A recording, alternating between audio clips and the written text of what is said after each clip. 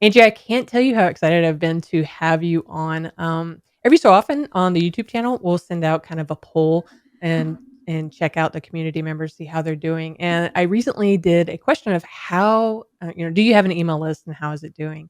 And basically, we had 15% said no, and I don't plan on having one. I really appreciated their honesty with that. Oh, But we had 57% say no, but I really need to start one. As soon as I saw that, I knew I needed to get you on for at least one episode. And then just to finalize this, we also had 17% said yes, but it's not growing as much as I'd like. And I yeah. did like that there's actually 8% that said yes, and it's working really well. So with you, I really want us to be able to kind of grow that 8% up higher and reduce that Yeah. 57% of people who don't have one. So, like I said, super excited to have you on. If we can just get started to kind of like lay out the ground rules, let everybody know what we're all talking about. But if you can just explain like Sure. what is an email list and why is building one Yeah. so important? Sure. So an email list, it is really simply it's a list of people who have expressed an interest in receiving emails from your business, and those emails typically are designed to educate or entertain them, and usually for the purpose of moving someone who's you might consider them a prospect. They haven't purchased yet, moving them closer to becoming a customer, or moving someone who's already a customer closer to making another purchase with you, or even referring other customers to you. So really short email list. That's it. I love it. Yeah. You're either going to be a customer or we want you to be a customer in some realm because some That's of right. our people that are viewers, they're building their own website. I know, like same with me. I don't necessarily have customers, but I definitely want to keep Right. in contact with my prospects or the people that I want to keep in contact with. So everyone, whether you're selling something directly on your site or not, you have something that you want that person to do. And it might even be like transformation in their own life. It might not even be you want them to take a purchase. But when we talk about converting a customer or converting a lead, that's what I want you to think of as kind of like, what's the transformation that you want the people on your list to eventually see? For some people, that's you want them to purchase. For other people, it's that you want them to make their bed every day because you teach habit forming or something along those lines. So, as we talk about this, yeah, for sure, do not get stuck in hearing customer and then think, oh, that doesn't apply to me. Because whatever it is that you have to offer the world that you're trying to get people to do, that's what we're talking about here today. That's awesome. And so I also want to kind of go for the 15% who said no and I don't want one, and as well as some others who they know they need one, but they still don't quite understand why it's so important to build an email list. Can you just touch on that a little bit more? Hopefully, explain a little bit better for them. Well, the number one reason really is because not everyone who interacts with you is ready to do whatever that thing is you want them to do. Most people are not ready to just make a decision about whatever you're offering the very first time they interact with you. They need time to warm up to the idea and to understand what your offer is and understand their pain well enough to know that they need your offer and this type of thing. So that's the at the most basic level, that's what it is. You need time to interact with the people who are interested in what you're offering. And if you don't have a way to literally communicate with them, you're not going to get that time. They're going to come to your website or your social and they're going to leave and you're never going to see them again. So, building that email list is what gives you the time you need to be able to warm people up to whatever you're offering. So, kind of outside of that, though, there are a couple of reasons why email list building is important, maybe even over anything else that you could do in your business first. And it's because it's personal. It's really the most human thing. You are one person sending an email to another person who told you, I want to hear more from you. That is like, it's a conversation. It's an intimate conversation. Even though you're using software to send out those emails to many people at once, the actual interaction your subscriber gets is still personal. It's still one on one. And it's scalable. It works if you have a list of 10 people, the principles all still apply. If you have 10 people on your list or if you have 10,000, the principles do not change from tiny list to great big list. It's also just easily measured and improved. So, email marketing, as opposed to some of the other channels where you're talking about like how much reach did my post get, or what kind of engagement did it get? And those metrics are all a little bit squishy and changed by the platform that you're on. Email marketing is very defined. It's how many people are joining your list, how many are opening your emails, are clicking through your emails, and taking whatever action you want them to take. Those are all very easily defined and very easily improved upon metrics, which I think for a lot of people can make it less intimidating than some of the other ways that you might try to communicate with customers. I think the next problem is because we do know it's so personal, so it's a personal thing, so then we're like, "Well, what am I supposed to email them? Am I like a Dear Jane email every week?" So what are we supposed to email? Like, what's a good Yeah. list of things that we can email them to keep them engaged with what we're talking about? I think actually this is probably one of the things that stops people from getting started the most, Yes. because Yeah. they just sit there, they're like, what am I going to write to this person that's going to make them respond to me, or Yep. why would they even want to hear from me? But this is the thing I want to say first before I even talk about some of these ideas for what you'll write, is that you have to understand the person who subscribed to your list, they want to hear from you. They're expecting to hear from you. They subscribed because they're telling you, please send me something via email because Oh, I'm I love interested that. in what you're sharing. So kind of like take that as a confidence boost, right? That Mhm. you're not intruding on their life when you send them an email. You are doing what they ask you to do in the first place. You're delivering a service to them. So, what are some of those ideas? Well, very first thing, when someone subscribes to your email list, you need to write them back and say thank you. Thank you so much for taking the time to join my list. It's so simple. And here's what you can expect, right? It's so simple, right? Here's what you can expect. You can expect me to email you once a week, twice a week, once a month, whatever the cadence happens to be that you think you can commit to, just let them know so they have that expectation ahead of time. Let them know if they reply to that email, you're going to answer, that you're not just a robot behind a desk, but there's a real person behind this and you want to hear from them. And just like a little technical tip is in that first welcome email, ask them to add you to their allow list or their safe senders list, Okay. which we have. I know, right? You're like, what is this?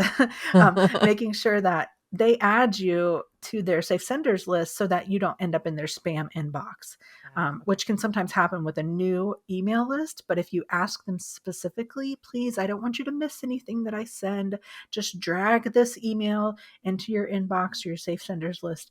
That will make sure that they're getting all of your emails in the future. So really what you're doing in that first email, you're just setting the expectation of what they can expect from you. But then once you've done that, what do you do now? So you send them regular newsletters. So like if you're a Mm, publisher or a blogger, yeah. you want to send them updates of when you've released new content. If you're a YouTuber, you want to send them content when you've released new videos, um, new products. If you're releasing new products, if you're improving new products, um, any incremental improvements that happen on a regular basis that you can share with your readers. That's the next thing that I want you to do is just once a month, write them and tell them about what has happened over the past month or so. So you're giving me permission to not have to do it, like, daily or weekly. You're saying, "Go ahead and do it monthly." Yes. Oh And gosh. you're it sounds like you're also saying, "Just worry about your blog or worry about your content that you're writing.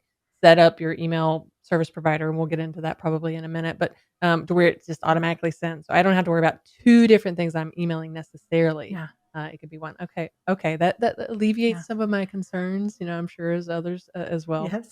Um, so I like that. We can do that, I think. I'm seeing a big push, and so hopefully you can help with this. But I'm seeing a big push from people Yeah. like on Twitter and stuff like this that they're saying it's kind of crazy, honestly. They're saying don't start a blog, don't start an email list. Instead, grow your Twitter followers, grow your LinkedIn followers. And I want to ask you, like, what is Yeah. the difference between social media and email marketing? Because that's scary to me, but Yeah. maybe you can shed some more light on that. Well, the primary difference between marketing on social and marketing with your email list is that on social, the social platform owns your people. They own that entire audience and all of the data associated with it. If you throw all of your eggs in the Facebook basket and Facebook decides to close up tomorrow, you're toast. Like you lost your ability to keep in touch with the people who are interested in your company and to resell those who have already purchased from you. So that really is the absolute primary difference between the two, is that you are at risk when you're dumping all of your communications into social. But kind of on a more tactical level, part of the reason that email works better than social is because with social, no matter the platform, you are at the mercy of their algorithm. So if you're not on Twitter at the point when a brand or a business shares something on Twitter, you're not going to see it. It's gone. It's in the timeline, passed up ahead of you. Even with the best algorithms on the best networks, they're still not entirely time. They have this element of time-based interaction where if you're not there seeing it happen when it happens, it's probably going to pass you in the feed. Even those who are very good about surfacing content that is adjusted to what your interest, it's still at its root, it still is time-based. So they're not going to show you something from 2 weeks ago or 3 weeks ago. They're still showing you something from the near, you know, what's just happened essentially, Yeah. which can be really hard as a business owner or even a new entrepreneur. You're not sitting at home on social all day just waiting for your favorite brands to share something. You have a life, and so are your customers. And email is not that way. You send an email, it's in their inbox waiting for your reader to have time to come and read it. And given that half the world checks their email like 2 or 3 times a day, um, you have a pretty good chance of actually being seen in the first place. And that's like half the battle, right? Is even being seen in the first place. Then you can move on to, well, am I writing subject lines that, get them to open and that type of thing. But if you're not seen in the first place, you don't even really have a chance. That's a So good it's way to just a put it. very high risk. Yeah, it's just very high risk marketing channels. They should Yeah. supplement your email list, not take the place of it. You want to use your social to drive people to your email list, not replace it entirely. Okay. So we know we need to start an email list. What what do we do? What do we need to get that started? Yes. So the very first thing you need is an email marketing platform or an email marketing service. These are things like MailChimp, Active Campaign, Constant Contact, HubSpot. These are some of the more popular ones. And you can get started with just one of those. Those will give you the software you need to be able to invite people to your list, let them subscribe, unsubscribe if they want to. It will give you the place where you can write them an email newsletter. Everything that you need to get started will be right within that email platform. Even a subscription form, a basic subscription form, all the email marketing platforms have that.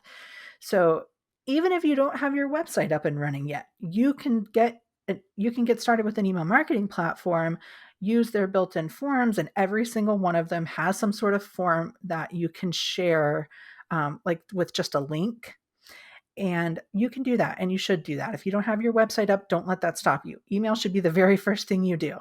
Get that email list set up with an email marketing platform. But then once you do have your website set up, then what you want to do is take the forms that are available through your email marketing platform, add them to your website so that visitors to your website have the opportunity to subscribe. So we're going in baby steps here. The first one is just get the platform.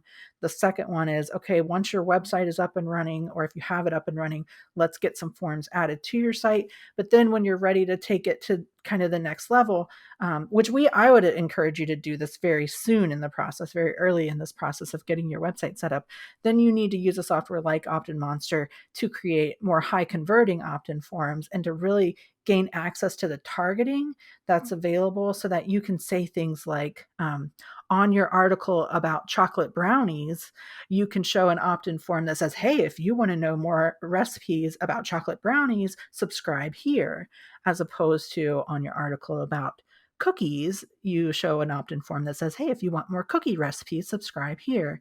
And using that additional layer of software like Opt-in Monster lets you personalize your email list even more than you'll be able to with just the straight forms in your email marketing platform. In that order, that's what I want people to do. Just get started with an email marketing platform. 2, get your website ready. And then 3, start personalizing your offers and your opt-in forms with something like Opt-in Monster. That's really cool, and I love how you can target like that because that piques. hopefully it piques everybody's interest too, because it's like, wait, you're telling me I can target people just who like brownies because they're searching for brownies versus Yeah. the overall thing, because that has to, and you probably see the numbers, but that has to increase the conversion rate of these opt-ins, right? Yeah, absolutely. And so even this is true both of your email opt-ins, but also your email list as a whole, because what happens when you personalize your offers on the front end of your site, where you're saying subscribe for cookies versus brownies, um, that then feeds into your email marketing platform so that one day you can send a newsletter that says, here are 5 recipes just about brownies, only to the people who wanted to know about brownies. So that type of personalization and what's called segmentation in Mhm. the email marketing industry, that type of segmentation typically will perform about 30% better than if you just send one email to your entire list that, or make one offer on your site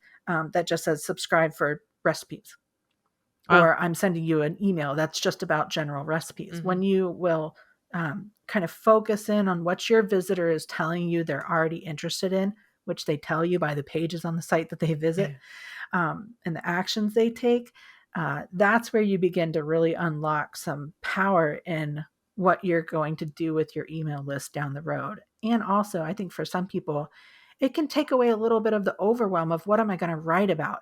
When you have this whole list of, let's say, 100, 1,000 people, and you look at the entire thing and you're like, I don't know what these people want to know about. I Yeah. have no idea. Well, that's different than when you look at a list and you say, okay, 10 of these are interested in brownies, 15 are interested in cookies, and I know that I can write something specific to those two segments, and they're going to be really interested in it because they've already told me that they're interested in it. So, yeah, I think as soon as you can start personalizing your offers and what you're sending to people, the better. And I think that's a really approachable way for people to think about customizing and personalizing their offers that way. Yeah, and you get way more excited by hearing about that because, like, yeah, I could talk all day long about Yeah, the cookie recipes that I have versus that's what am right. I gonna write about to anybody. That's a great That's right. strategy. So what are some other list building strategies or resources that you would recommend? So, these are going to be more ideas about how you can customize your offers Okay. on your site, which then again feed into your email marketing platform, so that you can make unique or personalized offers to those people. So, again, the very first one that I can advise you on is customize those offers by the page the visitor is viewing on your site at the time. So, exactly what we just Mm. said. If they're viewing brownies, you want to make an offer specific to brownies. If they're viewing cookies, you want to make an offer specific to cookies. And with when you're using software like OptinMonster, that's very easy. You just go in and say, hey, any URL that contains the word cookies or that exactly matches cookies, show this email marketing offer or this opt in. But a couple of other ways I want you to think about your visitors, because again, visitors, when they come to your website, they're telling you all sorts of things about themselves without actually telling you. Hmm. So, new versus returning visitors. A returning visitor is about 11% more likely to make a purchase than a brand new visitor. And that just makes sense, right? We know that someone who has been on our site a couple of times is probably more educated and interested than someone who just got here for the first time. So when you're inviting that returning visitor to join your email list, you can say it in a different way than you would say to a new visitor. To a new visitor, you might literally say something like, hey, new here? Would you like some information about X, Y, and Z? As to where to the returning visitor, you can say, hey, it looks like you're really interested in cookies. Because we've seen you here a couple times. Would you like these cookie recipes and this type of thing? I know we're just going deep on I this love the like cookie cookie analogy recipe. because Now it I'm just hungry. works over and over. Right, exactly. Location, your people who come to you, and we're going to move out of cookies for just a moment, kind of move to like sports industry, Yeah, right? yeah. Um, so people coming to your site, let's say that you sell outdoor gear and people come to your site in January. Well, the outdoor gear that someone needs in January who lives in Wyoming is very different than the outdoor gear that someone needs who lives in Florida True. in Yeah. January. Do you see how the location makes a difference about the offer you make to them and the language that you use to them, the emails that you turn around and send to them? So if you do something like on your website, you automatically detect the location of the visitor and they say, hey, you're from Wyoming. Would you like information about winter gear, newsletters, or that type of thing? Then and that gets funneled straight into your email marketing platform. Then for all of the winter season, you can email your people from Wyoming information about snow skis and boots and that type of thing, as where maybe the people in Florida, you're emailing them other types of outdoor gear. Yeah. So that type of targeting, for some people right now, you're like, oh, that's a little bit overwhelming. But some people who are listening are like, oh, that totally makes sense for Yeah. my business. It makes sense how the location can inform the offers that I'm making and how I'm building my email list so that people are more engaged with it and that type of thing. And then just overall, the physical activity people are taking on your website changes how you can make your offers for those visitors. And I think the easiest example to understand Right. is when someone's attempting to leave your website. So their mouse is kind of moving up towards the browser bar, a really good indication that they're not interested in they're either not interested, they didn't find what they were looking for, or they did find what they were looking for and they're just not ready right now Right. to make whatever that next step is. So, and 70% of visitors who come to your site will do that. They will just exit without taking an action. Mhm. Again, not necessarily because they're not interested, but because they're not ready right then. So, when that person goes to exit, make your best offer. Whatever the most tantalizing offer is that you can make for that person, to join your email Mhm. list.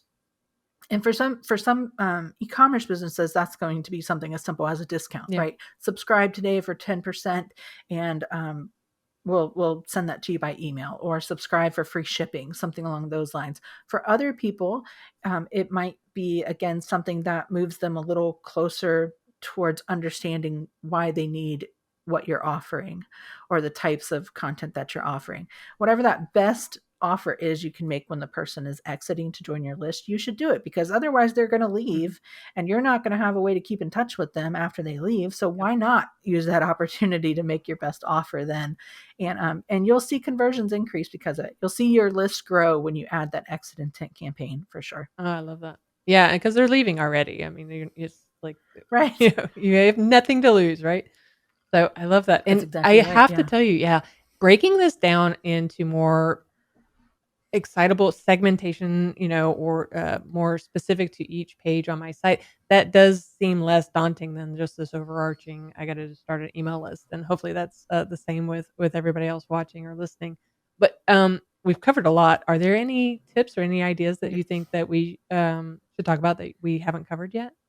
So the very first one really is just don't wait. Yeah. People, they will put this off for a million reasons, and you will be so much better 6 months from now if you start now. Like, what's that saying? The best time to plant a tree is Yeah, yesterday, I think is yeah. what it is, or something along those lines.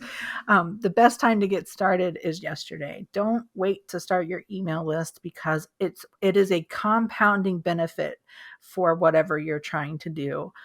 The 10 people who join your list this week are 10 people who will help you get to your next 10 people. And so the sooner you can start that, the better you will be. And I promise, if you go and you ask entrepreneurs and business owners, who have done this successfully, they will say one thing: I wish I started my list earlier. I wish I hadn't put all my eggs in the social basket. I wish I had started my email list earlier. And so don't wait. It is better to start imperfectly than it is to wait until everything is perfect. You will be better off if you just begin and iterate as you go, for Oh, sure. I love that. Super. Angie, thanks for coming on today. I really appreciate it, and hopefully we can, skew those Yeah. numbers more towards, "Yes, I have an email list, and it's growing nicely." So thank you. Yeah. You're welcome. Thanks for having me. Now that you've heard the episode, are you not as excited about starting an email list as I am? Let us know in the comments below. Are you going to start your email list this weekend?